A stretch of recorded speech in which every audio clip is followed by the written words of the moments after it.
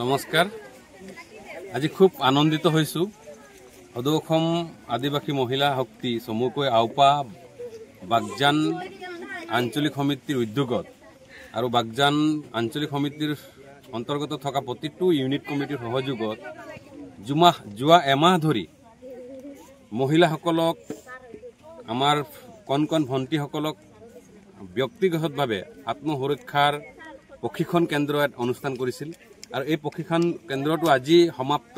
আজি সামৰণি অনুষ্ঠানত তেখেতসকলে আজি মোক নিমন্ত্ৰণ দিছিল আৰু এই তেখেতসকলে যি ধৰণৰ সমাজখনক শক্তিশালী কৰাৰ ক্ষেত্ৰত মহিলাসকলক বিশেষকৈ যি ধৰণৰ চিন্তা চৰ্চা তেখেতসকলে আগবাঢ়িছে তাৰ কাৰণে মই ধন্যবাদ জনাইছোঁ। বাগজান আঞ্চলিক কমিটিৰ সন্মানীয় সভানেত্ৰী সম্পাদিকা, কেন্দ্ৰীয় সমিতিৰ সন্মানীয় সভানেত্ৰী ৰেশ্মা ওৰাং ডাঙৰীয়ানী, কেন্দ্ৰীয় সমিতিৰ দায়িত্ব গ্ৰহণ কৰাৰ পিছত এই চমুকৈ আদিবাসী মহিলা শক্তি আওপা সমগ্ৰ অসমত আপোনালোকে এক নতুন মাত্ৰাত সমাজখনক নেতৃত্ব প্ৰদান কৰাৰ কাৰণে আপোনালোকে দেহে দেহে কষ্ট কৰি আহিছে আৰু আজিৰ এই প্ৰশিক্ষণে তাকে সূচাইছে। আজি এক মাহ ধৰি প্ৰায় 150 গৰাকী আমাৰ যুৱতী মহিলাই তেখেতসকলৰ প্ৰশিক্ষণ মানসিকভাৱে শাৰীৰিকভাৱে প্ৰদান কৰিলে আমাৰ দুগৰাকী স্থানীয় প্ৰশিক্ষকে।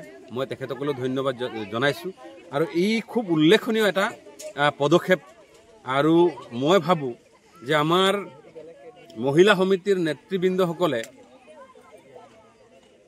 আইদেউ সন্দিকৈ যেনেকৈ অভিনেত্ৰী কৰি মহিলাসকলক সাহস প্ৰদান কৰিছিল, সাবিত্ৰী বাইং খুল ডাঙৰীয়ে যেনেকৈ মুম্বাইৰ ভিতৰুৱা অঞ্চলত সেই তাহানি 18 দশকতে মহিলাসকলৰ কাৰণে 18খনকৈ স্কুল বনাই মহিলাক শক্তিশালী কৰাৰ কাৰণে পদক্ষেপ লৈছিল, তাৰ তুলনাত বা তেনে কোনো কম নহয় আমাৰ এই মহিলা সমিতিৰ নেতৃত্বত বহন কৰা সকলে।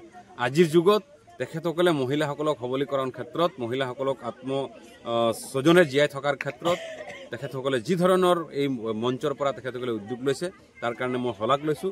আহিবলগীয়া দিনত এই সংগঠনটো আৰু শক্তিশালী হওক, সমাজৰ কাৰণে, জাতিটোৰ কাৰণে, অসমত বসবাস কৰা প্ৰতিটো জাতি জনগোষ্ঠীক প্ৰতিনিধিত্ব কৰিব পৰা এটা সংগঠন, সৰ্বশক্তি সংগঠন উঠক, তাকে কামনা জনাইছোঁ।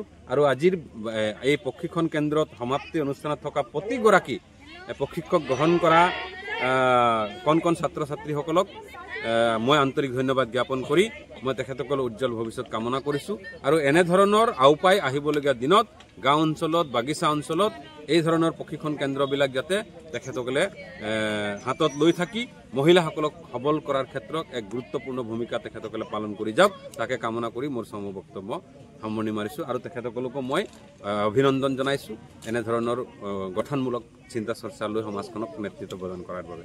ধন্যবাদ।